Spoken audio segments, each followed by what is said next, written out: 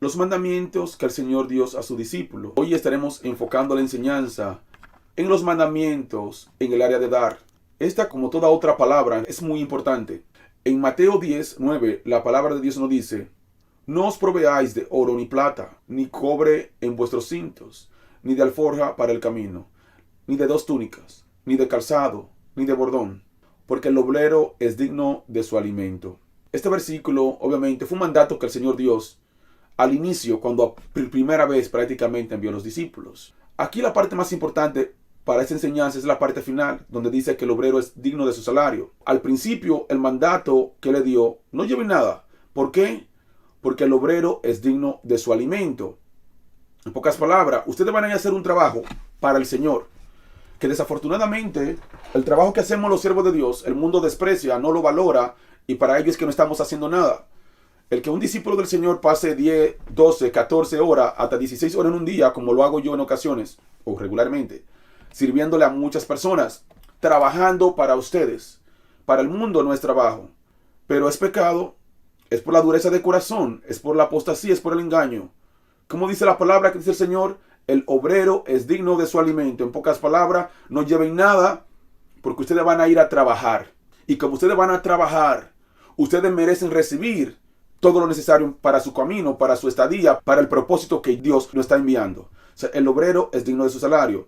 Es algo tan sencillo, pero desafortunadamente es increíble mirar a la magnitud, qué manera a una persona que dicen ser cristiano no valoran el servicio de los siervos de Dios como que estamos trabajando. Hay ocasiones que mismo me preguntan: pastor, ¿usted trabaja? Y yo me quedo, wow. Miran cientos de testimonios de las personas que sanan. Hago el trabajo de doctor. Miran personas con depresión que se sana. Hago el trabajo de un psicólogo. Miran personas con cáncer, con tumores, que son sanos. Hago el trabajo de un cirujano. Miran que hago enseñanzas todos los días. Hago el trabajo de maestro. Soy pastor de muchos. Hago el trabajo de pastor. Y todavía me preguntan que si trabajo. Porque en pocas palabras, aunque una persona como yo que trabaja 70, 80 horas a la semana y a veces más, todas las semanas, aún todavía preguntan que si trabajo, porque para ello, el que sanemos a las personas, si van a un médico, el médico si está trabajando hay que pagar una millonada. Pero si discípulo del Señor le sana, no está trabajando, no es nada. Él sanó de HIV porque él oró, por eso no es nada, él no trabajó.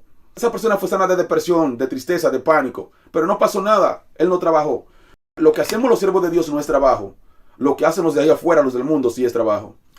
Un profesor en la escuela va y por dar clase le pagan. Nosotros enseñamos y nosotros no trabajamos. Si van a mirar un psicólogo, le pagan. El psicólogo por escucharle 10 minutos ya trabajó y merece hasta un salario de $1,000, 500, 50, 100, 200, dependiendo del país. Pero nosotros hacemos el trabajo de no solo escucharle a los que tienen el trauma, la depresión, le sanamos verdaderamente, cosa que es imposible a través de la medicina, pero no trabajamos. Es por la maldad en el corazón. Esta enseñanza es de mucha importancia para que entiendan que cuando no consideran a los siervos de Dios, cuando no valoran el trabajo que hacemos como lo que es el trabajo más digno que puede tener cualquier persona aquí en la tierra entera. El trabajo que hacemos los siervos de Dios no solamente es trabajo, es el trabajo más digno que puede alguien hacer en esta tierra. Mayor es que el de los empresarios y personas millonarias allá afuera. Ese trabajo hacemos nosotros, el más digno que pueda haber. Y el que no considere en trabajo la obra de Dios, le es tropiezo, es pecado. No ante nosotros, ante Dios. En Lucas 17, y posad en aquella misma casa, comiendo y bebiendo lo que os den, porque el obrero es digno de su salario. No paséis de casa en casa. Una vez más, porque el Señor le dice a sus discípulos, cuando salimos aquí, a trabajar para el reino de Dios y para ustedes, para las almas, que comamos y bebamos todos lo que nos den. ¿Por qué debemos recibir todos los que nos den? Porque el obrero es digno de su salario. Nosotros, los que trabajamos para el Señor, somos dignos de recibir aquellas cosas que nos den. ¿Por qué? Porque salvamos almas, porque sanamos a los enfermos, porque echamos fuera demonios, porque hacemos para Dios y a través del poder de su Espíritu lo que ninguna otra persona puede hacer en la tierra. Solo nosotros, los que somos bienaventurados y fieles. Qué hermosos son los pies de aquellos que anuncian el Evangelio de la paz. Solo los elegidos de Dios podemos hacer una obra tan maravillosa de sanar a las personas verdaderamente. No hay personas en la tierra, aparte de los discípulos de Cristo, que puedan sanar verdaderamente a las personas. De todo tipo de enfermedad, de la que el mundo supuestamente cura, que no cura nada, y de las que son incurables, nosotros podemos sanar ambas. Pero solo nosotros tenemos esa autoridad dada por Dios para predicar palabra de vida eterna, que no solamente sana el cuerpo, pero más importante, sabe el alma. Tenemos un trabajo que no otra persona, solo aquellos de nosotros que somos empleados por el Rey de Reyes, tenemos la autoridad y el poder necesario, dado por el Rey que nos contrató para hacer un trabajo tan digno como este.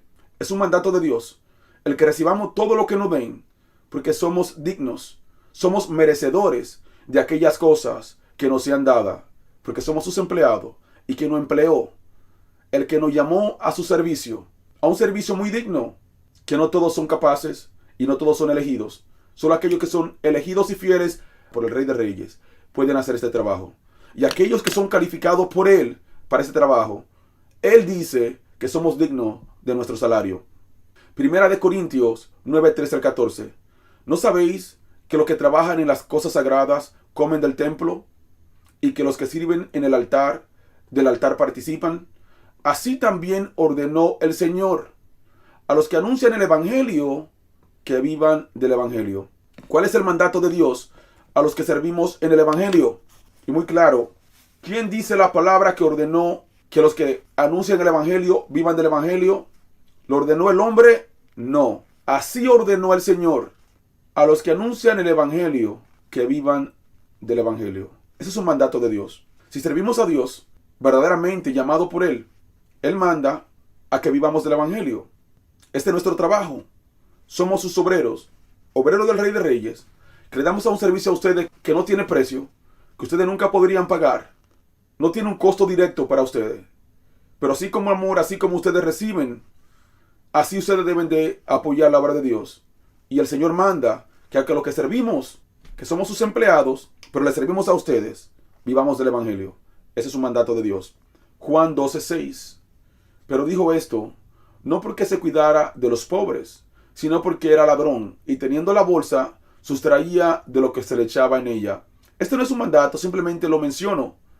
Habla de Judas, este versículo, que robaba de la bolsa que cargaban los discípulos, que andaban con el Señor. En esa bolsa, ellos iban poniendo lo que recibían de las personas que servían. Esas personas que ellos servían, ellos iban sanando, iban liberando, iban predicando el reino de Dios. Y algunos, movidos por Dios, iban apoyando. Entonces, de eso que ellos iban apoyando, de las ofrendas que recibían, ellos las ponían en una bolsa. De ahí comían, de ahí pagaban los gastos variados, no sé qué gastos pagaban, pero los gastos que tenían en ese tiempo, de ahí lo cubrían. Si tenían que viajar en un bote o algo, había que pagar, me imagino. De ahí pagaban. Los gastos que requería el ministerio que hacía el Señor y los discípulos, ¿quién lo cubría? Las ofrendas que recibían. O sea, el Señor mismo tenía una bolsita de ofrenda. La cargaba Judas, que era como el tesorero en ese tiempo, pero el Señor recibía ofrenda. Primera de Timoteo 5:17 al 18. Los ancianos que gobiernan bien sean tenidos por dignos de doble honor, mayormente a los que trabajan en predicar y enseñar. Pues la Escritura dice, no pondrás bolsar árbol que trilla, y digno es el obrero de su salario. Aquí una vez más hay un mandamiento. No solamente aquellos que están sirviendo y que ya son ancianos, no solamente dicen que se le tienen que tener un salario, que se le pague una cantidad de dinero. ¿De dónde sale ese dinero? De las ofrendas que los que son servidos ven. Pero dice que no solamente se le dé un salario, que se le tenga digno de doble honor, es decir, que se le dé más de lo normal, de lo que se le da a otros que están sirviendo en diferentes áreas. ¿Por qué dice la palabra una vez más? Porque el obrero es digno de su salario. En pocas palabras, aquellos de ustedes que sirven en la obra de Dios y que lo hacen con amor, especialmente los que sirven a tiempo completo, son dignos de recibir una ayuda monetaria para cubrir sus necesidades. Eso no es mandato de hombre, es mandato de Dios. Y el que se ofende con la palabra de Dios está juzgando a Dios. Y de cierto que el que juzga al Señor se juzga a sí mismo, porque todos seremos juzgados por el tribunal de Cristo. Todos los que son sensatos en sus corazones, pues entienden que esta es la palabra de Dios que estoy compartiendo. Y la palabra de Dios, por ella, todos tenemos un juez. Y esta palabra escrita seremos juzgados. A todos los que están sirviendo en la obra de Dios, especialmente en predicar y enseñar la palabra, dice la palabra que son dignos de doble honor. Son dignos de recibir un sustento están laborando, son empleados, están trabajando para el reino de Dios. Y los que trabajan para el reino de Dios, aunque para el mundo no somos dignos, aunque para el mundo nuestro trabajo es inútil, aunque para el mundo nuestro trabajo no es apreciado, para aquellos de ustedes que verdaderamente quieren ser discípulos del Señor, para ustedes sí lo es apreciado. Para ustedes sí nuestro trabajo es útil. Para ustedes sí nuestro trabajo es indispensable. Y para todos aquellos que a través de nuestro trabajo serán sanos, serán libres y serán salvos. Hechos 10:31. Y dijo Cornelio: tu oración ha sido oída y tus obras de caridad han sido recordadas delante de Dios. Aquí es un mandamiento indirecto, más que nada porque aquellas cosas que agradan a Dios son cosas que debemos hacer. Cornelio, este varón, era temeroso de Dios. Él oraba constantemente y lo hacía con amor, lo hacía con un corazón como agrada a Dios. Pero también hacía obra de caridad. Él no era judío, pero él tenía muchas posesiones. Y él ayudaba, él creía en el pueblo de Dios y él ayudaba. Y hacía obra de caridad, daba al pobre, al necesitado. Y esto llegó a la presencia de Dios. Y por esta razón el Señor mandó a uno de sus discípulos, a Pedro, a que le visitara, para que él y su familia escucharan palabra de vida, para que fuera él y su familia salvo. Entonces aquí, el de hacer obra de caridad, el de ayudar al necesitado, es su mandamiento. Debemos de hacer el bien a todo el que podamos, primordialmente a lo de la familia de la fe. Mateo 6:2. Por eso cuando des limosna, no toque trompeta delante de ti, como hacen los hipócritas en las sinagogas y en las calles, para ser alabados por los hombres. En verdad os digo que ya han recibido su recompensa. Aquí una vez más, cuando dé limosnas. Esas palabras, yo te digo, cuando tú vengas a mi casa, es porque yo estoy esperando que tú me vas a visitar. Cuando el Señor dice, cuando tú des limosna, el Señor está esperando que si tú temes de Él, tú vas a dar limosna. Es decir, tú vas a ayudar a aquellos que tú puedas, conforme a tus posibilidades. El Señor está esperando de que nosotros en amor, en fe, en obediencia, en temor a Él, vamos a desear ayudar a aquellos que podamos. Entonces, una vez más, el ayudar al necesitado, al pobre, es mandato de Dios. Mateo 5:24. Deja allí tu ofrenda delante del altar y anda, reconcíliate primero con tu hermano y entonces ven y presenta tu ofrenda. Aquí la palabra está hablando de si hay algún conflicto, si uno recuerda que tiene algo contra alguno. Pero para esta enseñanza, la parte que perteneciente es la parte final. Entonces ve y presenta tu ofrenda. El Señor está esperando que aquellos que tienen fe en Él, aquellos que son sus discípulos, aquellos que entregaron su vida a Él, el Señor está esperando que así como gratuitamente Él le brinda protección a sus almas, sanidad, liberación, y cuida sus almas a través de sus siervos. Es un servicio gratuito que ninguno podemos pagar, dado por el Señor por su misericordia.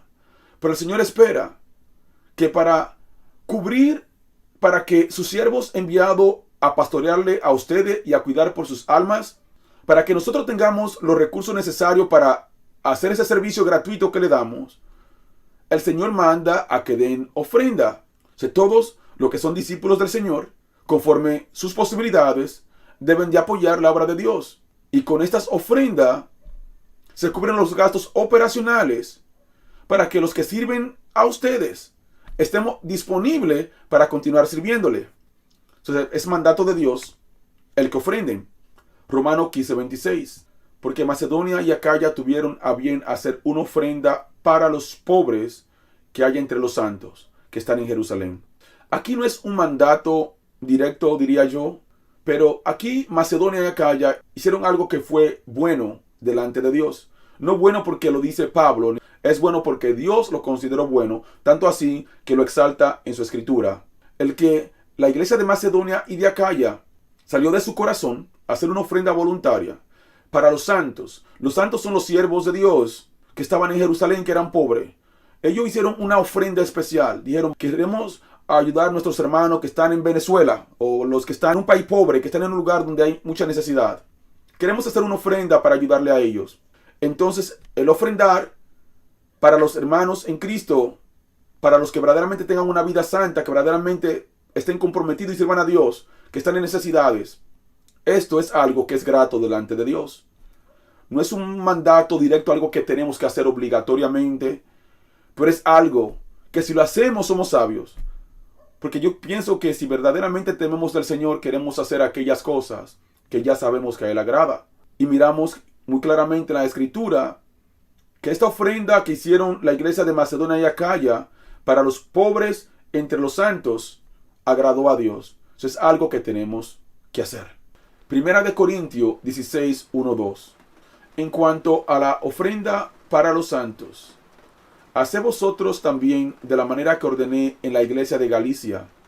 Cada primer día de la semana, cada uno de vosotros ponga aparte algo, según haya prosperado, guardándolo para que cuando yo llegue no se recojan ofrendas. Esta, al igual que la anterior, no es un mandato directo de que cada semana tienen que, algo mandatorio, de que cada semana tienen que apartar una cantidad, pero aquí es una, yo diría, autoridad que el Señor le da a sus siervos. En este caso, el apóstol Pablo estuvo ejerciendo esa autoridad que Dios le dio. Y como líder de la iglesia, pues es una autoridad que Dios nos da a nosotros. Y en este caso, Pablo ejerció esa autoridad de decir, yo quiero que hagan esto, quiero que cada semana aparten una cantidad. No le dice una qué cantidad, no un 10%, no un 20%, no un 30%, no un 50%, no un 1%. Aquí simplemente le dice, cada primer día de la semana, cada uno de vosotros aparte algo, según haya prosperado, guardándolo, ¿para qué? Para el propósito de Dios. Entonces, esto no es un mandato en el que cada semana tienen que apartar, pero es una opción que tenemos los que seamos líderes en la iglesia, que si deseamos ejercer una autoridad como esta y decidimos decir, por el próximo mes o por los próximos 2 meses, cada quien conforme el Señor le prospere, aparte una cantidad para tal propósito, es algo que lo podemos hacer y que no es transgresión ante Dios, tampoco ante ustedes. Claro, es obvio, siempre y cuando sea guiado por Dios y para el propósito de Dios. Entonces, es algo más que nada opcional. Esta escritura la estoy compartiendo porque yo sé que en muchos de ustedes hay traumas en el área económica por la maldad de ese tiempo y hay mucha confusión y el enemigo le engaña. Y si el enemigo le endurece el corazón en lo que concierne en apoyar la obra de Dios, por lo que ya desafortunadamente ya ha pasado en sus vidas en un pasado, es algo que estorba su crecimiento espiritual. Es algo que el enemigo usa para robar sus propias bendiciones. Porque si verdaderamente en fe, con revelación de la palabra, con entendimiento de la palabra, hacemos lo que es digno, santo y mandado por Dios, nosotros somos los bendecidos. Quien se bendice a sí mismo son aquellos que con entendimiento de la palabra y en obediencia hacen lo que la palabra manda. Y le comparto escritura como esta para que si había alguna confusión en ustedes, pues que tengan claridad y sepan cuál es la perfecta voluntad de Dios en esta área, que es muy importante como cualquier otra área. Nuestro propósito como discípulo del Señor es ser santificado en cuerpo, alma y espíritu. Y para ello es necesario obedecer cada mandato de Dios. No 1, no 2, no 3, todos. Todos. Los que a la carne desagradan y a lo que la carne agradan. Ambos debemos obedecerlo. Marcos 12, 41 al 44. Estando Jesús sentado delante del arca de la ofrenda, miraba como el pueblo echaba dinero en el arca, y muchos ricos echaban mucho. Y vino una viuda muy pobre y echó 2 blancas, o sea, un cuadrante. Entonces, llamando a sus discípulos, le dijo, de cierto os digo que esta viuda pobre echó más que todos los que han echado en el arca, porque todo han echado de lo que les sobra, pero esta de su pobreza echó todo lo que tenía, todo su sustento. Aquí es muy importante, es una escritura obviamente que nos da entendimiento de lo que a Dios agrada. Habían otros que daban mucho. ¿Por qué? Porque eran ricos, daban grandes cantidades. Pero ante Dios, aquellos que daban mucho, pero porque eran ricos, al Señor no lo exaltó. Daban de lo que les sobraba, daban de su abundancia. ¿Cuál es el punto? Si tú tienes 10 millones y te da 1 millón entero, pues tienes 9 millones. ¿De qué te afecta? No pasa nada. Solamente si hay mucha avaricia, se le haría mucho, pero no es nada. Esta viuda era viuda, primeramente. Era una mujer que no tenía esposo. Y era muy pobre. Y dio todo lo que tenía. Dio 2 blancas. Esta dama, porque dio con el corazón, fue exaltada por el Señor. Muchos de ustedes dicen, yo no puedo dar porque no tengo. De cierto es que yo no sé cuál de ustedes tiene menos que esta viuda. No sé cuál de ustedes es viudo o viuda. Y cuál tiene menos que esta viuda que tenía solamente 2 blancas. Es como 2 centavos lo que tenía. No tendrán mucho para dar, pero todos tenemos algo para dar si el corazón está correcto. Sepan que aquellos que no dan a la obra de Dios, teniendo la oportunidad, se están robando su propia bendición. No es a Dios que le roban al final de cuentas. Se roban a ustedes mismos de las bendiciones que recibirían si en amor, si en fe y en obediencia hacen lo que Dios agrada y lo que Dios manda. No sé cuál de ustedes es más pobre que la viuda. Por aquellos de ustedes que en fe, en amor y obediencia aprenden de esa viuda y hacen en fe lo que ella ha hecho, dar con el corazón sobre todas las cosas, que es lo que agrada a Dios. Muchos dieron grandes cantidades porque eran ricos. Ella dio menos que todos porque era muy pobre.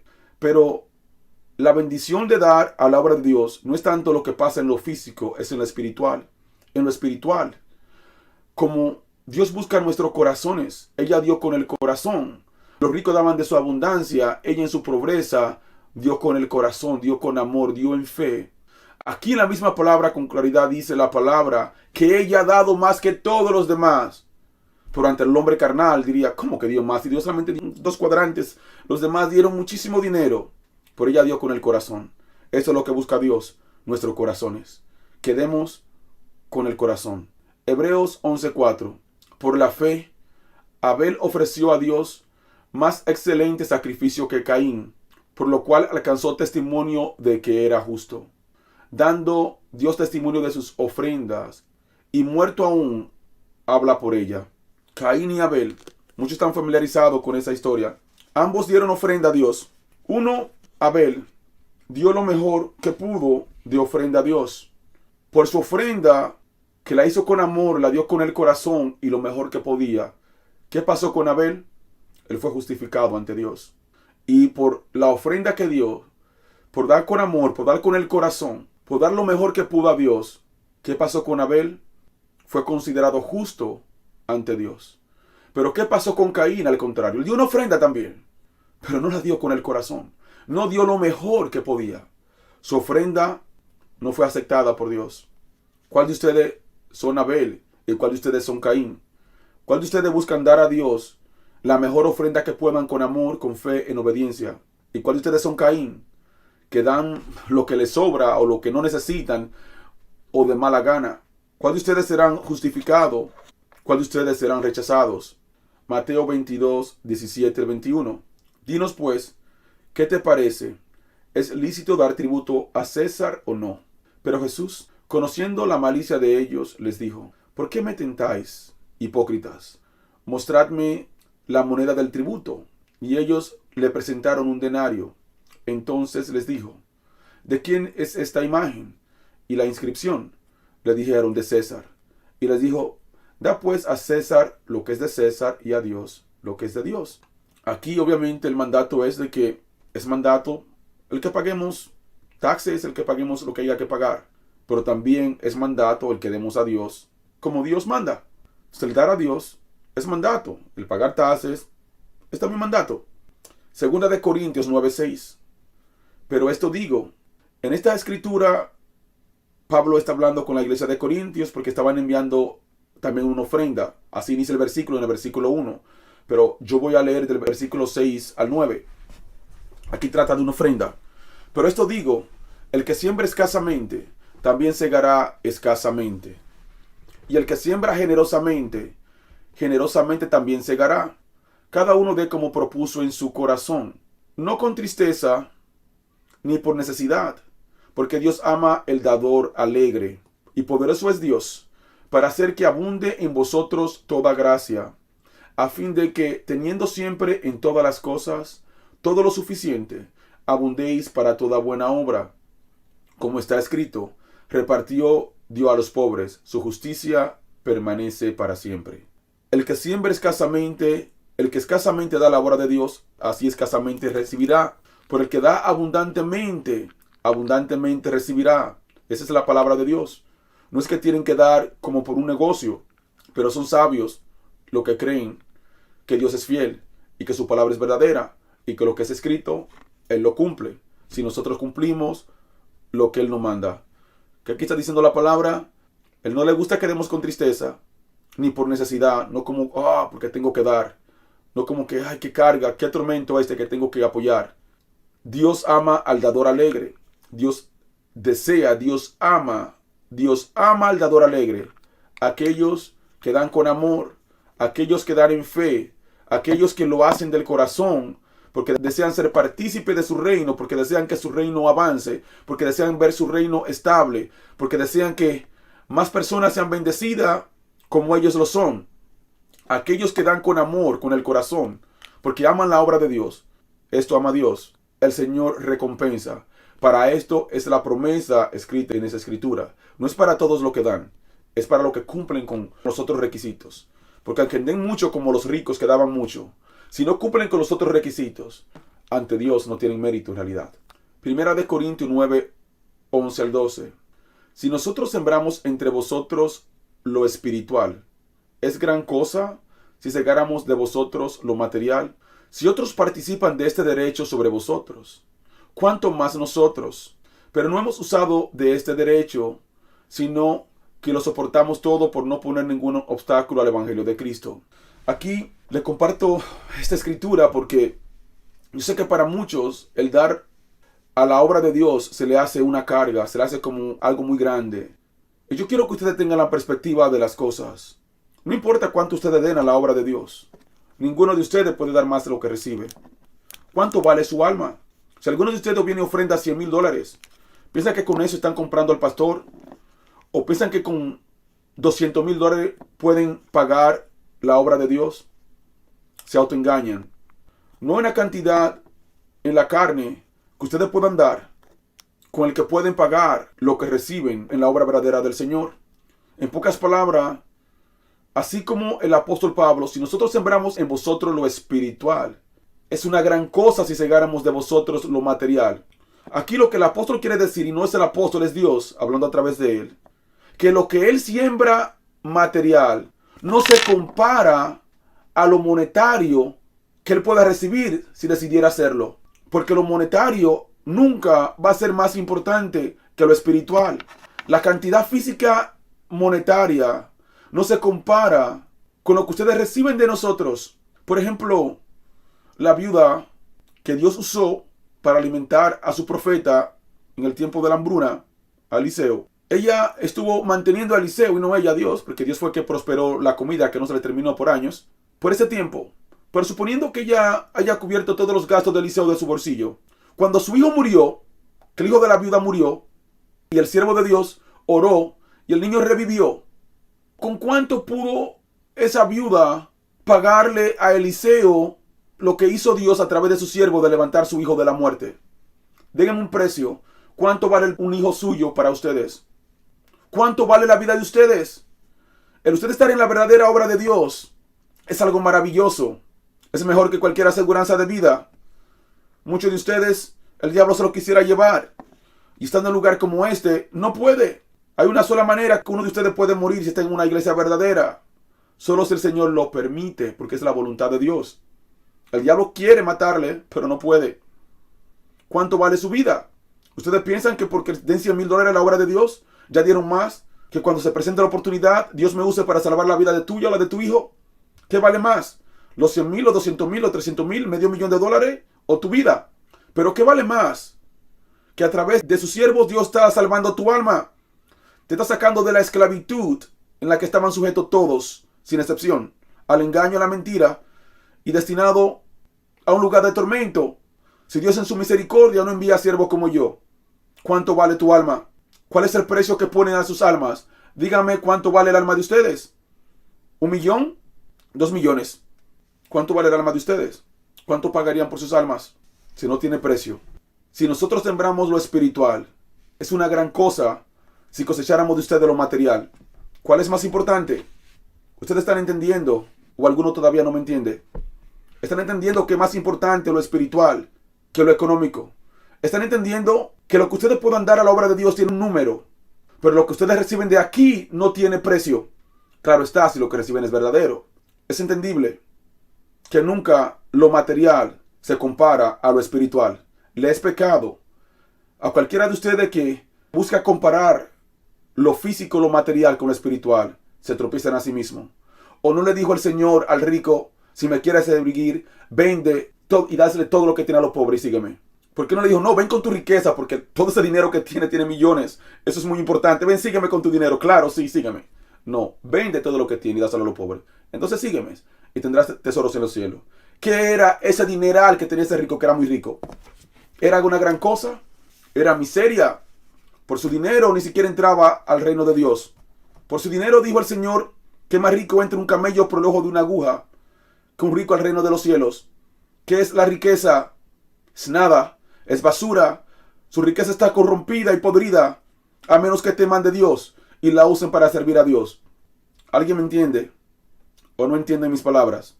Está muy difícil entender mis palabras. ¿Qué es más importante? Lo espiritual que lo financiero. Está difícil de entender mis palabras. Que el dinero, aunque sean 100 billones, tiene una cantidad. Pero lo que aquí reciben ni con 100 billones lo pueden comprar. Me parece que el dueño de la Apple murió hace un tiempo atrás. Pregúntenle a él que tenía billones de billones, si sus billones salvaron su vida. Si hubiese estado en un lugar como este y siguiendo la palabra, estaría respirando. Pero ahorita se está quemando. ¿Piensan que sus billones le sirvieron de algo? De nada. ¿Cuál es más importante? ¿Los billones que él tenía, que ahorita se está quemando en el infierno? ¿O que hubiese recibido palabra de vida y hoy viviría físicamente y se estuviera de aquel lado eternamente? ¿Cuál es más importante, sus billones podridos o la palabra de Dios? ¿Alguien me entiende? Primera de Corintios 9:6. ¿O solo yo y Bernabé no tenemos derecho de no trabajar? ¿Quién fue jamás soldado a su propia expensa? ¿Quién planta una viña y no come de su fruto? ¿O quién apacienta el rebaño y no toma leche del rebaño? Aquí el apóstol Pablo dice, solo yo y Bernabé no tenemos derecho de no trabajar. En pocas palabras, los demás discípulos, con excepción de él y Bernabé, no trabajaban un trabajo secular. El trabajo que tenían era el trabajo del reino. Pero Pablo era uno y Bernabé, a veces trabajaban. Pero en este momento me imagino que estaban siendo criticados por la iglesia de Corintio. Y él poniendo su defensa, y no él, sino Dios, hablando a través de él, le está diciendo a la iglesia, o solo nosotros no tenemos derecho de no trabajar. A fuerza tenemos nosotros dos que trabajar para servir a Dios. Pero entonces luego le dice, ¿quién fue soldado jamás a su propia expensa? En pocas palabras, nosotros estamos peleando por ustedes. Yo puedo decir como Pablo, yo estoy peleando por ustedes. Soy soldado de Cristo para el servicio de ustedes. ¿Quién fue soldado jamás a su propia expensa? En pocas palabras, ¿quién se va a trabajar para comprar las pistolas y bla, bla, bla, para luego irse a la guerra? Pero ¿quién planta una viña y no come de sus frutos? ¿O quién atiende un rebaño y no toma de la leche del rebaño? ¿Hay alguno? Eso es mandato de Dios. De que los que predican el evangelio vivan del evangelio. Y no es agravio. El que encuentra agravio en la palabra de Dios verdadera se agravia a sí mismo. Porque por la palabra escrita, por la palabra que le comparto, por ella serán juzgados. Todos tenemos un juez. El Señor no vino para condenarnos. Él vino para darnos la oportunidad de que tengamos vida y vida en abundancia. Y por la palabra escrita, por la palabra que yo le comparto con amor y con verdad por la misericordia del Señor, por esa palabra seremos juzgados. Mateo 25, 31 al 46. Cuando el Hijo del Hombre venga en su gloria, y todos los santos ángeles con él, entonces se sentará en su trono de gloria, y serán reunidas delante de él todas las naciones, y apartará los unos de los otros, como aparta el pastor las ovejas de los cabritos, y pondrá las ovejas a su derecha, y los cabritos a su izquierda. Entonces el rey dirá a los de su derecha, venid, benditos de mi Padre, heredad el reino preparado para vosotros desde la fundación del mundo, porque tuve hambre y me disteis de comer, tuve sed y me disteis de beber, fui forasteros y me recogisteis, estuve desnudo y me descubristeis, enfermo y me visitasteis, en la cárcel y vinisteis a mí. Entonces los justos le responderán diciendo, Señor, ¿cuándo te vimos hambriento y te sustentamos? ¿O sediento y te dimos de beber? ¿Y cuándo te vimos forastero y te recogimos? ¿O desnudo y te cubrimos? ¿O cuándo te vimos enfermo o en la cárcel y vinimos a ti? Y respondiendo el rey les dirá, de cierto os digo, que cuando lo hicisteis a uno de estos mis hermanos más pequeños a mí lo hicisteis. Muy importante aquí, ¿quiénes son los hermanos de Jesús?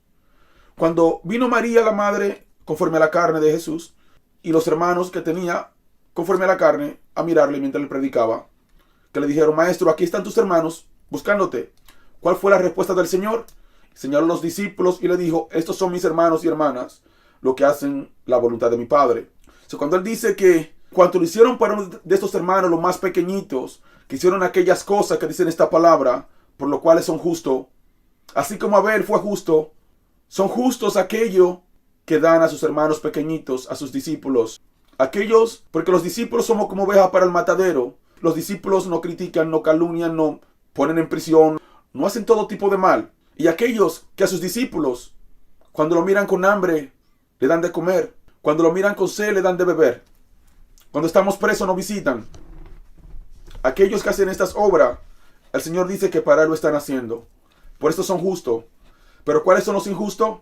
Entonces dirá también a los de la izquierda: apartaos de mí, malditos, al fuego eterno preparado para el diablo y sus ángeles. Porque tuve hambre y no me disteis de comer. Tuve sed y no me disteis de beber. Fui forastero y no me recogisteis. Estuve desnudo y no me cubristeis.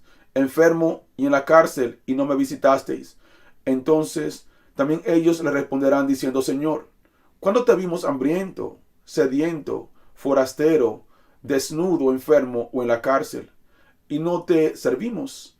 Entonces le responderá diciendo: de cierto os digo, que en cuanto no lo hiciste a uno de estos más pequeños, tampoco a mí lo hiciste. E irán esto al castigo eterno, y los justos a la vida eterna.